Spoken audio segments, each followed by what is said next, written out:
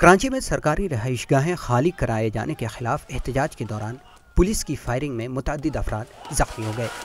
गुज़िश्ता 2 रोज़ से रहायश पजीर अफराद क्वार्टर्स खाली कराए जाने के खदशे के पेश नज़र एहतजाज कर रहे थे। बुध के रोज़ उनके एहतजाज में तेज़ी आ गई और ये एहतजाज पुलिस और मकीनों के दरमियान झड़पों में तब्दील हो गया। इस दौरान पुलिस ने मुजाहिरीन पर काबू पाने के लिए हवाई फायरिंग भी की, जिसके दौरान कई अफराद जख्मी हो गए।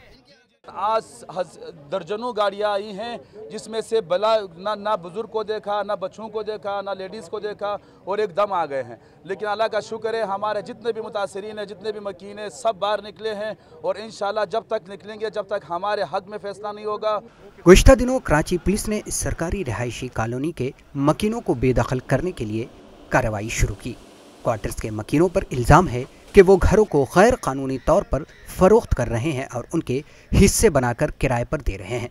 सूरत हाल को बिगड़ते देखकर पाकिस्तान के चीफ जस्टिस मियां साकिब निसार ने इस ऑपरेशन को 3 माह तक मुअख्खर करने के अहकाम जारी कर दिए हैं। Bureau report, ETV Bharat.